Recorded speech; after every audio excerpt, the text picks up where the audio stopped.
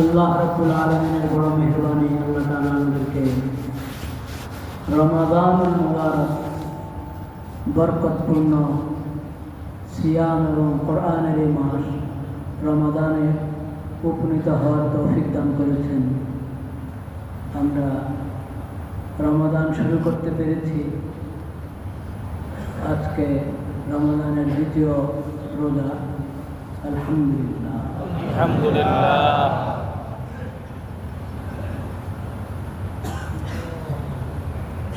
রমাদান এই মাসটা কোরআনের মাস।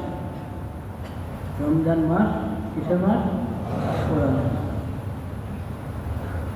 এবং সিয়ামের মাস এবং কিয়াম মানে ইবাদতের মাধ্যমে, সালাতের মাধ্যমে, সালাতের মধ্যে কোরআন তেলাওয়াত করে করে রাত্রি যাপন করা এর মাস। কিয়াম রমাদান, সিয়াম রমাদান, কিয়াম রমাদান। কয়টা শব্দ? সিয়াম রমাদান রমজানের রোজা, কিয়াম রমাদান রমজানের রাতে সালাতের মধ্যে, সালাতুত তারাবিহ এবং সালাতুত তাহাজ্জুদের মধ্যে কোরআন কারীম তেলাওয়াত করে রাতটা কাটান।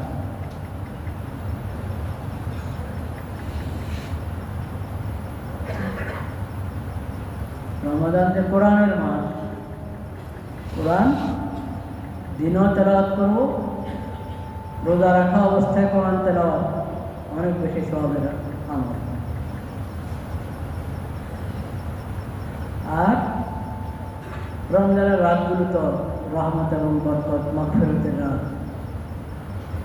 এমন পবিত্র এবং বরকতময় রাতে নামাজে দাঁড়িয়ে কোরআন তেলাওয়াত করা। আউয়াবিনের মধ্যে কোরআন তেলাওয়াত পুরো বছরই তো আউয়াবিন নামাজ, পুরো বছরই তাহাজ্জুদের নামাজ। আউয়াবিন এবং তাহাজ্জুদে হাফেজ যারা কোরআন ধারাবাহিক পড়ে পড়ে খতম করে থাকেন অনেকেই। রমাদানে এই সুযোগকে তারা আরো বেশি কাজে লাগে। আর তারাবির নামাজটা হলো বিশেষ করে রমাদানের আমল। বাকি 11 মাসে তো তারাবির নামাজ নেই। তারাবির নামাজ আছে রমজান। আউয়াবিন এবং তাহাজ্জুদের থেকে অতিরিক্ত তারাবির নামাজটা আমরা রমজানে পেয়েছি। কত রাকাত? 20 রাকাত। এখন শুনলাম বিভিন্ন মসজিদে, এই দেশে বিভিন্ন মসজিদে 10 রাকাত পড়ে কিছু লোক বের হয়ে যায়। কেন না? 8 রাকাত পড়ে বের হওয়া এটা তো ধরেন আর একটু কয়েক বছর আগেও ছিল। 8 টাকা পড়ে বের হওয়া এটা কয়েক বছর আগেও ছিল। কিন্তু এখন হলো, আগে যারা 20 টাকা পড়তেন তারা অনেকে 10 টাকাতে পরে বের হয়ে যায়। এটার ইতিহাস জানা থাকা দরকার। এই ইতিহাস না জানলে নতুন প্রজন্ম পরে বলবে তারাবির রাকাত কয় রাকাত? বলেন নাউজুবিল্লাহ। ইতিহাস জানতে হয়, কখন কোন নতুন সমস্যা যুক্ত হয়।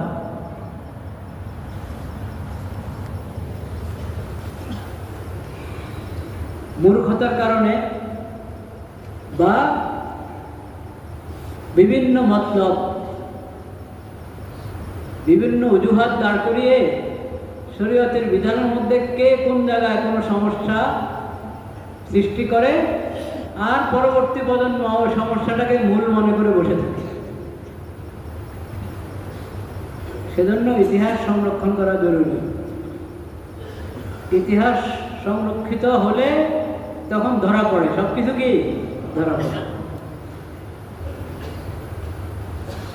এই জন্য ইতিহাস বিকৃতি, দলিলের বিকৃতি, ডকুমেন্টের বিকৃতি কবিরা গুনাহ। কারণ এটার দ্বারা হাকিকত কি হয়ে যায়? পরিবর্তন, বাস্তবতা অস্পষ্ট হয়ে যায়, সম্ভব হয় না। ঢেকে রাখা যায় ইতিহাস, কিন্তু বিকৃত ইতিহাসকে প্রতিষ্ঠিত করা যায় না কখনো। কিছুদিন ঢেকে রাখা যায়, কিছুদিন বিকৃত করার চেষ্টা অপচেষ্টা চালিয়ে যায় মানুষ, কিন্তু এটা সম্ভব হয় না। বিশেষ করে শরীয়তের সাথে যুক্ত যে ইতিহাস, এটা তো সম্ভবই না, কারণ শরীয়ত সংরক্ষণের দায়িত্ব নিয়েছেন কে? আল্লাহ তাআলা।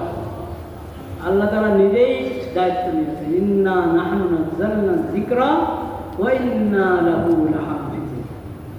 কোরআন, কোরআনের শরীয়ত, কোরআনের ব্যাখ্যা, নবীজির সুন্নাহ হাদিস,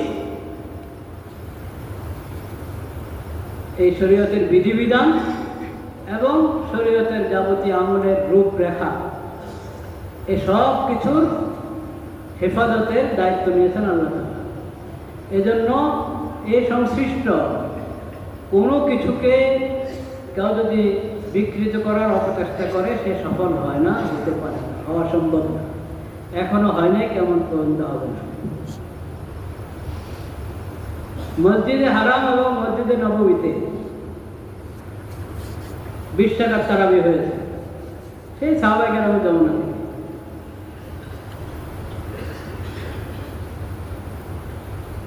মসজিদে হারাম এবং মসজিদে নববী 20 টাকার তারাবি।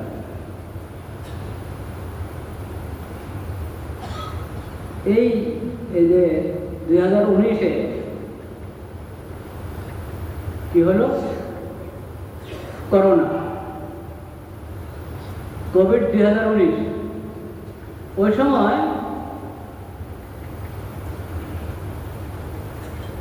আপনারা মনে থাকবে আপনাদের যে মসজিদে জমাত একবারে সংকুচিত হয়ে গেছিল, হ্যাঁ, ফাঁকা ফাঁকা হয়ে দাঁড়াতো। তো ফাঁকা ফাঁকা হয়ে দাঁড়ানো সুন্নত না মিলে মিলে দাঁড়ানো সুন্নত? ওই সময় একটা ওজরের কারণে,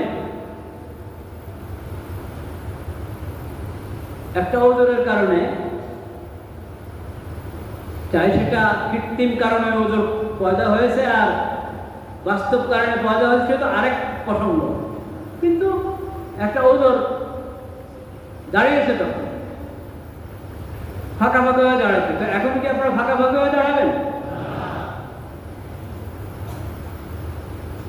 তো ওই সময়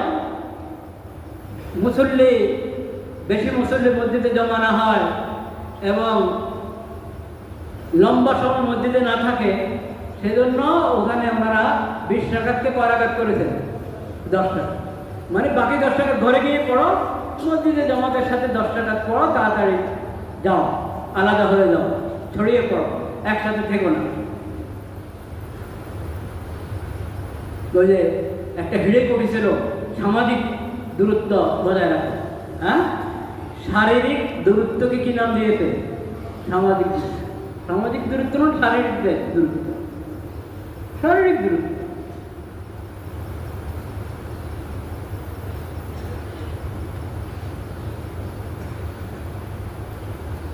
তো তখন এরকম করা উচিত হয়েছে কি হয় নাই, সে তো আরেক প্রসঙ্গ, কিন্তু হয়েছিল এই প্রেক্ষাপটে, এই ওজোরে যে 10 টাকা পড়ে ঘরে চলে যাও, বাকিটা ঘরে পড়ো, এখানে মসজিদে 10 টাকা চলে। তো 2019-এ কোভিড 2019 আবার দ্বিতীয়বার বিষয় কিছু সমস্যা ছিল, সেটা পার হয়ে গেছে কবে? এখন 2026, এখনো ওজোর ভুলে নেই। যদি সেই ওজোরের দোয়া দিয়ে এখন আপনি 10 টাকা পড়তে চান, তো কেউ ফাঁকা ফাঁকা হয়ে দাঁড়াবেন? এখন মসজিদে জায়েজ হবে ফাঁকা হয়ে দাঁড়ানো? তো কেন তারাবি 10 টাকা? এখন যদি ওখানে মক্কা মদিনার মসজিদে এখনো যদি ওই ওজোর চলে যাওয়ার 5-6 বছর পরও ওনারা ওই 10-10-এ রেখে থাকেন, জানি না এবছর কি হয়েছে, আমি জানি না। এবছরও 10, গত বছরও 10 ছিল, এবছরও 10। তো আল্লাহ তাআলা আমাদের চোখ খুলে দেন, সুদাইস সহ আরো যারা ওখানে আছে, আল্লাহ তাদের চোখ খুলে দেন, কান খুলে দেন, তাদেরকে সহি সমঝ দান করেন, যে ওজোরের অজুহাত দিয়ে 10 পড়েছিলা 2 বছর, সেই ওজোর কবে চলে গেছে? এখনো তুমি তারাবি 10 বছর পড়ছ। সাহাবায়ে কেরামের জমানা থেকে যে ইতিহাস চলে আসছে, যে ঐতিহ্য চলে এসেছে, যে অনুসৃত আমল চলে এসেছে, সেটার বিরুদ্ধে 10 রাকাত পড়ছ। আর তোমাদেরকে যে দলিল দেয় মানুষ তো বুঝে না। মানুষ মনে করে যে ওই মসজিদে যেটা হবে সেটা দলিল, ওই মসজিদে যেটা হবে সেটা দলিল না। দলিল হলো কোরআন, দলিল হলো হাদিস, দলিল হলো ইসলামী শরীয়ত। মক্কার মসজিদে যাও, এক এক সময় এক একজন বসতে পারে।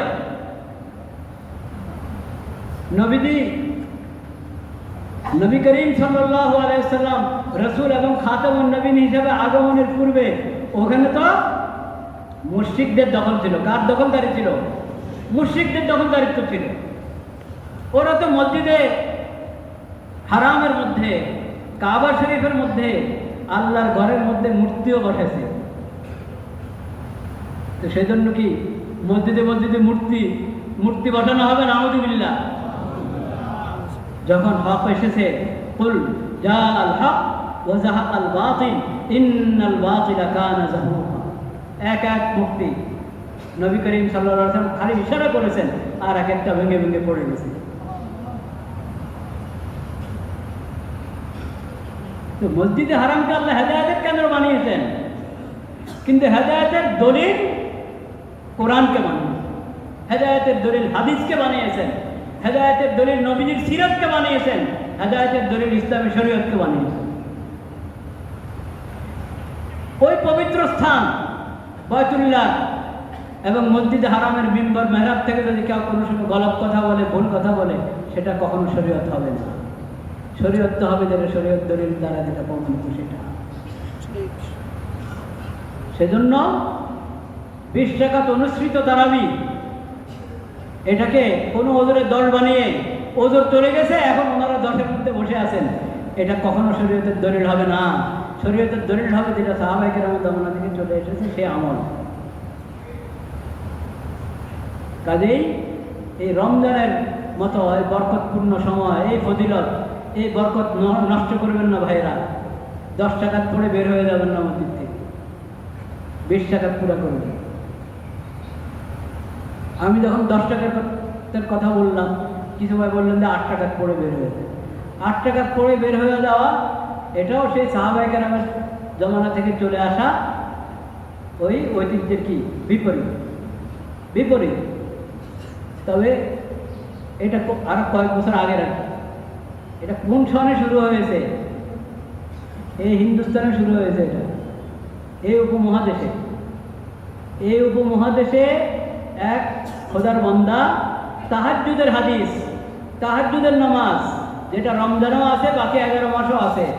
তাহাজ্জুদের সাধারণ নিয়ম হলো কয় রাকাত? 8 রাকাত। সাধারণ নিয়ম। তাহাজ্জুদের নামাজও 8-এর কম পড়া যায়, বেশিও পড়া যায়, কিন্তু সাধারণ নিয়ম হলো 8 রাকাত। ওই তাহাজ্জুদের হাদিসকে তারাবির উপরে ফিট করে এক ভদ্রলোক একটা পুস্তিকা লিখেছেন যে তারাবির নামাজ 20 রাকাত না 8 রাকাত। এরকম একজন লিখেছিলেন, এই উপমহাদেশের এক ভদ্রলোক।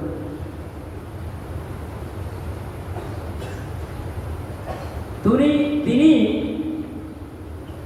যে সম্প্রদায়ের সঙ্গে ওনার সম্পর্ক, তাদেরই একজন ওনার খণ্ডনে কিতাব লিখেছে যে না, 8-9-20, 8-9-20। এই উপমহাদেশে এটা একজনে শুরু করেছে। মানুষ তো এই আরাম প্রিয় হয়, অনেকেই আমরা আরাম প্রিয়। ও দেখেছে আরে 20 টাকা পর্যন্ত কে দাঁড়িয়ে থাকে, এই ভদ্রলোক তো 8 টাকার কথা বলছে, 8 টাকার কথা বললো, এটা তো ভালো, চলো আমরা 8 টাকা। এই শুরু হয়েছে এটা। সাহাবায়ে কেরাম, খোলাফা রাশিদিন, সাহাবায়ে কেরামের জমানা আপনার 1300 বছর পর 8 টাকাতে এই চিন্তা একজনের মাথায় এসেছে, সে প্রস্তাব করেছে, আরাম প্রিয় মানুষরা শুরু করেছে। এরপরে কিছু লোক এটার পক্ষে দলিল দাঁড় করাছে। কোনো দলিল নাই, যা দলিল দেয় ওগুলো তাহাজ্জুদের হাদিসকে তারাবির উপরে নিয়ে ফিট করে।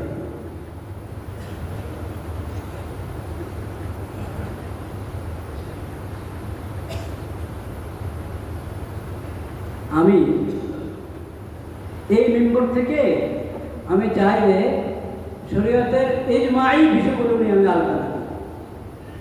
খুঁটিনাটি বিষয় আলোচনা করার অনেক আছে। মাযহাব আমরা জানি আহলে সুন্নাত ওয়াল জামাতের কয়টা মাযহাব? 4টা মাযহাব। মালিকি মাযহাব, হাম্বলি মাযহাব, শাফিঈ মাযহাব, হানাফি মাযহাব। 4 মাযহাব হক, 4টা আহলে সুন্নাত ওয়াল জামাতের মাযহাব।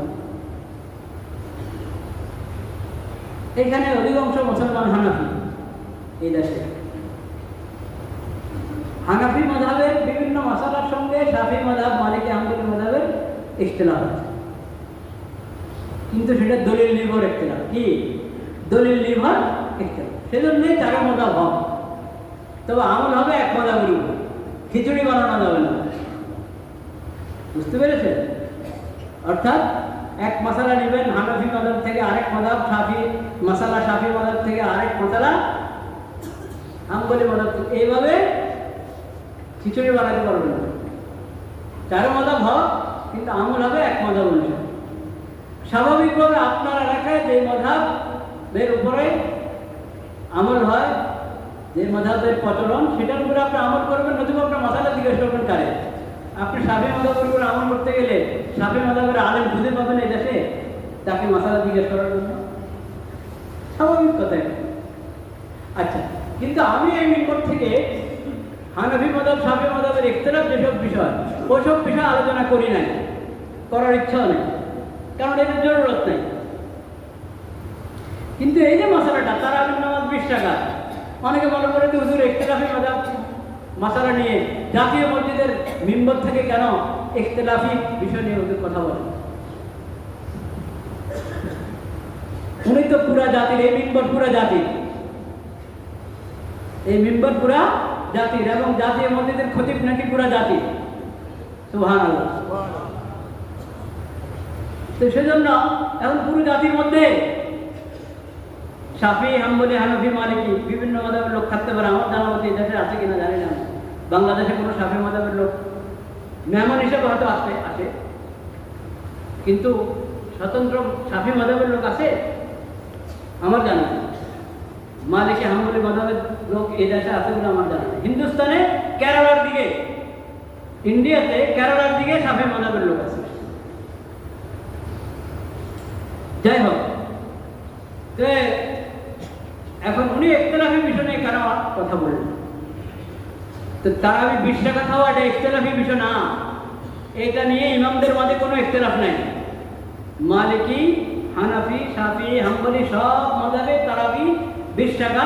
কোনো মাযহাবে 20 টাকাদের বেশি থাকতে পারে, 20 টাকাদের কম তারাবির নামাজ কোনো মাযহাবে নেই।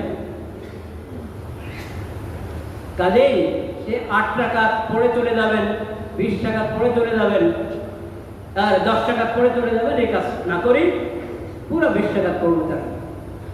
তাহাজ্জুদের নামাজও আলাদা শেষ টাকায় পড়বো। আর হ্যাঁ, একটা কথা আছে যেটা আমি গত সপ্তাহে বলেছি, যদি আপনি তারাবির নামাজ দীর্ঘ কেরাত দিয়ে পড়ছেন, কয়েক পারা পড়ে ফেলছেন তারাবির নামাজের মধ্যে, মজবুত হাফেজ, আপনার দুই ছেলে হাফেজ, 3 ছেলে হাফেজ, তাদেরকে নিয়ে আপনি পড়া শুরু করেছেন। সূরা বাকারা শেষ করলেন, আলে ইমরান শেষ করলেন, নিসা শেষ করলেন। নবীজি সাল্লাল্লাহু আলাইহি ওয়াসাল্লাম কখনো তো তাহাজ্জুদের নামাজের মধ্যে এই 3 সূরা এক রাকাতে পড়ে ফেলেছেন।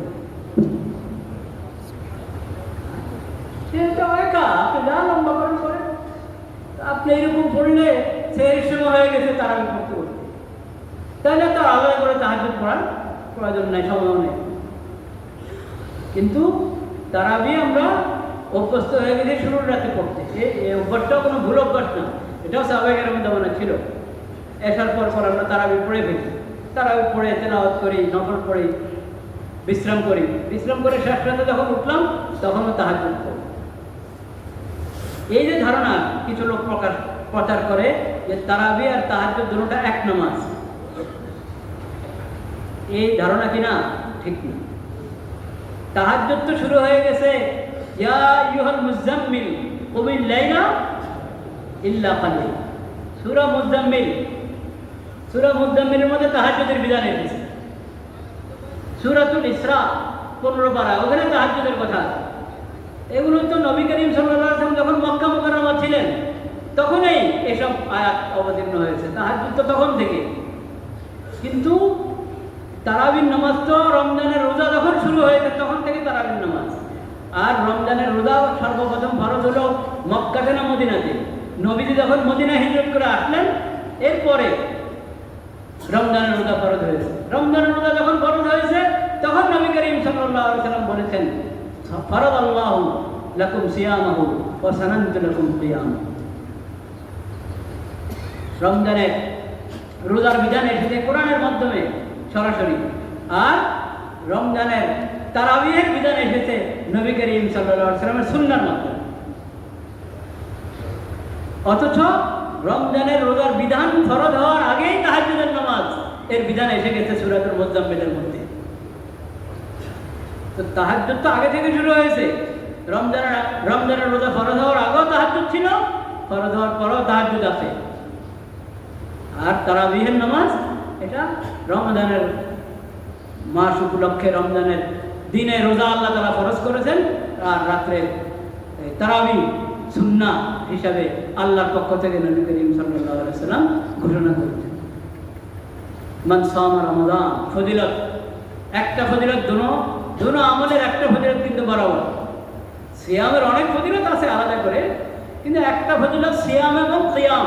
কিয়াম মানে বুঝেন কিন্তু, কিয়াম রমাদান, রমজানের রাত্রে তারাবিহের মধ্যে কোরআন তিলাওয়াত পড়া এবং শোনা, এটা হলো কিয়াম রমাদান। সিয়াম রমাদান, মান সামা রমাদান ঈমানান ওয়া ইহতিসাবান গুফিরা লাহু মা তাকাদ্দামা মিন যামবি। আল্লাহ মাফ করে দেন রমজানের সিয়াম রয়েছে। আবার মান কামা রমাদান ঈমানান ওয়া ইহতিসাবান গুফিরা লাহু। কিয়াম রমাদানের উসিলা আল্লাহ তাআলা কি করবেন? মাগফিরাত করবেন। রমজান রহমত, মাগফিরাত এবং দোজখ থেকে মুক্তির মাস। প্রতিদিন 10 দিন দিয়ে একটা কথা আছে, রহমতের 10 দিন, মাগফিরাতের 10 দিন, দোজখ থেকে মুক্তির 10 দিন। ওটা ওরকম মনে করে না যে রহমতের মধ্যে কোনো মাগফিরাত নাই, মাগফিরাতের মধ্যে আর কোনো কিছু নেই। মাগফিরাতটা তো রহমত, আর রহমত হলেই তো মাগফিরাত হবে। পুরো রমজান মাসে এই রহমত, মাগফিরাত এবং দোজখ থেকে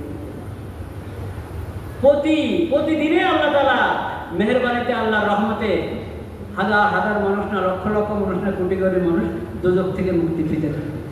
সুবহানাল্লাহ। এটা তো সহিহ হাদিস, শুধু শেষ 10 দিনের কথা না,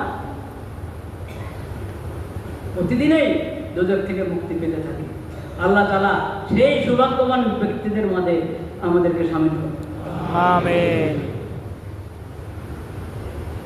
রমজানের বিশেষ 2টা আমল তো আমরা জানি, দিনের রোজা, রাতের সাহায্য, আরো অনেক আমল আছে। অনেক আমল কি?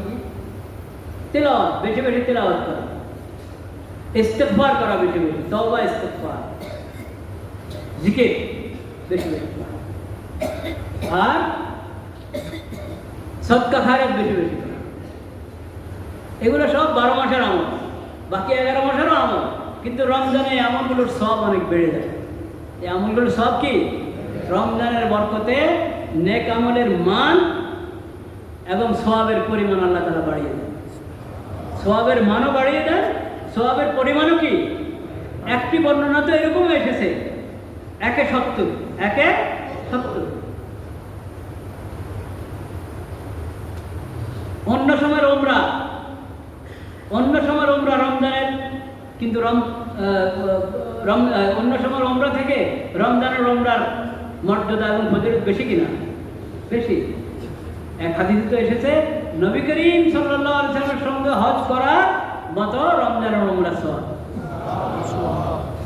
তাহলে আমলের মান অনেক বেড়ে যায়, সওয়াবের পরিমাণ অনেক বেড়ে যায়। সেজন্য সদকা খায়রাত, ইফতার করানো অনেক বড় সওয়াব। ইফতারের হাদিয়া পাঠিয়ে দেন, ইফতার করার জন্য অর্থ পাঠিয়ে দেন, তৈরি করা ইফতার পাঠিয়ে দেন।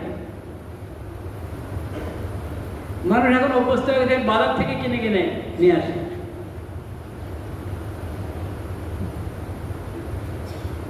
যাই হোক, বাকি ইফতারের জন্য লোকজন দাওয়াত দেওয়া, আমার পরামর্শ হলো ঢাকা শহরে এটা যত কম করতে পারেন তত ভালো। কারণ আপনার ইফতারের দাওয়াত কবুল করতে গেলে কারো আসরের জামাত ছুটবে, কারো মাগরিবের জামাত ছুটবে, ইফতারের মজলিসটাও ঠিক মতো এসে পাবে না। হ্যাঁ, সবাই যারা উপস্থিত আছে ওরা ইফতার করছে, উনি শেষের দিকে এসে সামনে আবার গিয়ে দিয়ে উনি ওনার জায়গায় তারাবি পড়বেন, এই সুযোগ হবে। এরকম জ্যাম কিনা? হ্যাঁ, আল্লাহ তারা ঢাকা শহরের জ্যামকে নিয়ন্ত্রণে এনে দেন। দোয়া করি সব, অন্য সব শহরের রাস্তাঘাটের জ্যাম এটা একটা কঠিন পরিস্থিতি, আল্লাহ তারা আসান করেন। ট্রাফিকের দায়িত্বে যারা আছেন তাদেরকেও আল্লাহ তাআলা তৌফিক দান করেন নিয়ন্ত্রণ করেন। অনিয়মের কারণে, অনিয়ম খালি দায়িত্বশীলদের অনিয়ম না, আমরা যারা গাড়িওয়ালা, গাড়ির মালিকরা এবং গাড়ির চালক, ড্রাইভ যারা করে ড্রাইভাররা, অনিয়ম আছে কি নাই? অনেকের অনিয়ম আছে। সব ধরনের অনিয়ম থেকে দূরে থাকতে হবে। এই জন্য যে আমার অনিয়মের কারণে অনেক ভাই কষ্ট পায়, অনেক ভাই কষ্ট পায়। ইদাউল মুসলিম, মুসলমানকে কষ্ট দেওয়া বরং আল্লাহর যে কোনো বান্দাকে কষ্ট দেওয়া অন্যায় কিনা? অন্যায়। অকারণে কাউকে কষ্ট দেওয়া অন্যায়, গুনাহ। তো আমি যদি অনিয়ম করি, আমার অনিয়মের কারণে মানুষ কষ্টের মধ্যে পড়লো, যাত্রীরা কষ্টের মধ্যে পড়লো, এটা তো অন্যায়। এগুলোর গুনাহ মনে করি না আমরা, এগুলোও গুনাহ। আর রমজান মাসে, এই বরকতের মাসে যদি গুনাহ করা হয় তো গুনার ভয়াবহতা বাড়বে কিনা? বাড়বে। জুলুম থেকে বেঁচে থাকতে হবে, জুলুম থেকে বেঁচে থাকতে হবে ভাইয়েরা আমার সব সময়। কিন্তু রমজানের জুলুম আরো কঠিন জুলুম, রমজানের জুলুম আরো কি?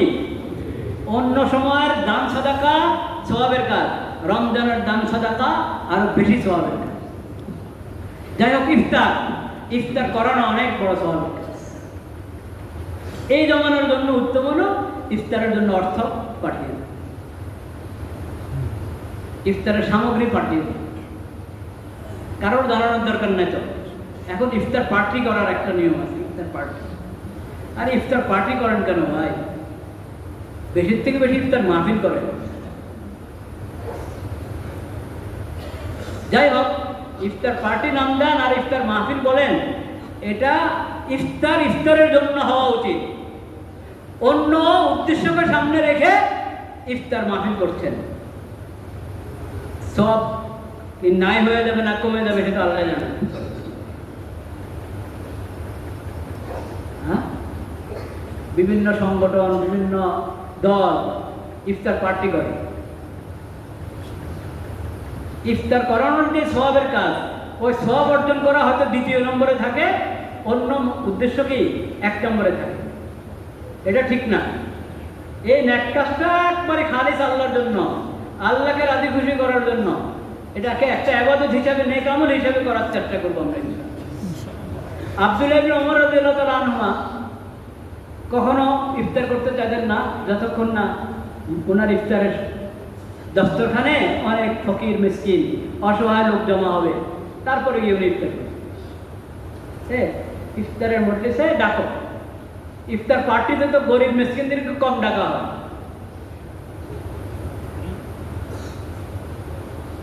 ইফতার বিতরণ করেন গরিব মিসকিন, অসহায় লোকদের মাঝে, অনেক সওয়াবের কাজ।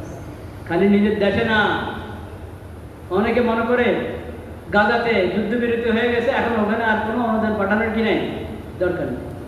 খোঁজ নিয়ে দেখেন না, বাজারে সব কিছু আছে কিন্তু যাবে কোনো অর্থ নাই যে খরিদ করবে বাজার থেকে। কঠিন পরিস্থিতি চলছে বলে। যারা হিম্মত করবেন, যদি আপনি খোঁজ নেন আপনার চারপাশে কোন সূত্রে, নির্ভরযোগ্য সূত্রে ওখানে অর্থ পাঠাতে পারবেন।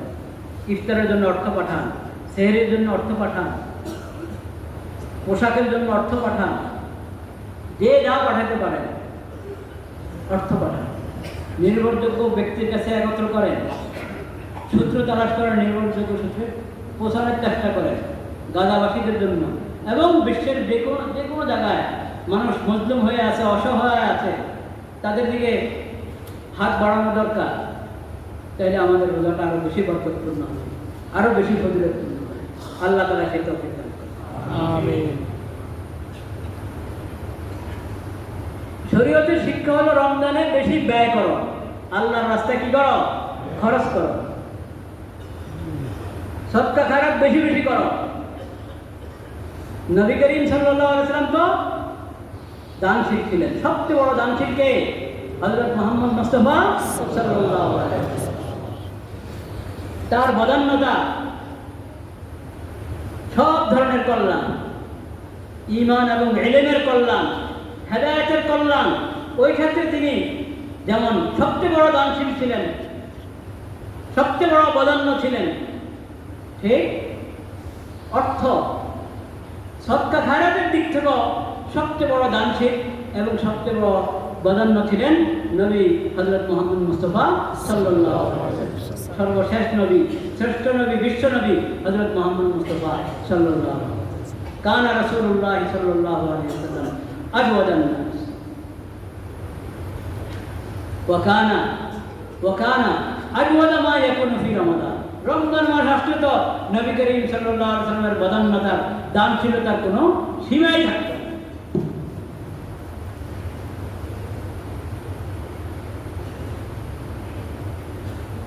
তো উম্মত কি করবে? উম্মত দানশীলতার পরিচয় দিতে হবে কিনা রমজানে? জি। কিন্তু উম্মত তো এখন উল্টা সবক বুঝছে। উম্মতের অনেকে এখন উল্টা সবক। এই রমজান শুরু হওয়ার আগের দিন বাজারের অবস্থা দেখেন, পহেলা রমজানে বাজারের অবস্থা দেখেন। ছোটখাটো পার্থক্য না, অনেক বড় পার্থক্য। এই পার্থক্যটা বাস্তবসম্মত না কৃত্রিম? কৃত্রিম। নবীর হাদিস শুনেন, গত বছর আমি মনে হয় হাদিস শুনেছি।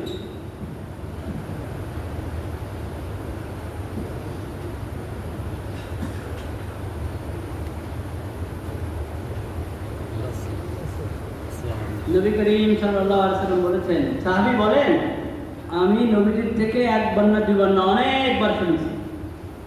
নবীজি বলেছেন, মান দাখালা ফি শাইইন মিন আসআরিল মুসলিমিন লিয়ুলিয়াহু আলাইহিম ফাইন্না হাক্কান আলাল্লাহ আন ইউকঈদাহু বিউজমিন মিনান নারি ইয়াওমাল কিয়ামah। যে ব্যক্তি কৃত্রিমভাবে বাজার দর বাড়িয়ে দেয়, কৃত্রিমভাবে বাজার দর বাড়িয়ে দেয়, সিন্ডিকেট করে বাজার দর বাড়িয়ে দেয়, আল্লাহ তাআলা তাকে দোজখের কঠিন জায়গায় শাস্তি দিবেন। নাউজুবিল্লাহ।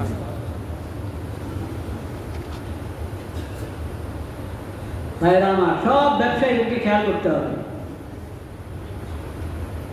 আপনাদের এই কৃত্রিম সংকট তৈরি করা বাজারের মধ্যে কৃত্রিমভাবে বাজার দর বাড়িয়ে দেওয়া, রমজানের সামগ্রী ওগুলোর মধ্যে বাড়িয়ে দেওয়া, এটা অনেক বড় জুলুম, রমজানের অসম্মান। রমজানের কি অসম্মান? রমজানের সম্মান তো হতো পারলে একটু দাম কমায় দিতেন, তা করবেন না তো কমপক্ষে স্বাভাবিক রাখেন বাজারকে। বাজারকে ইচ্ছা করে অস্বাভাবিক করছেন, এটা কবিরা গুনাহ, এটা বরকতের ব্যবসা নয়। এই ব্যবসার দ্বারা বরকত হবে না। মনে হচ্ছে যে অনেক কামাচ্ছেন, আল্লাহ তাআলা সব ডুবাইয়া দিবেন। আল্লাহ তাআলা সবাইকে হেদায়েতের কথাগুলো বোঝার এবং আমল করার তৌফিক নসিব করেন। ওয়া আখিরু দাওয়ানা আলহামদুলিল্লাহ। আমিন।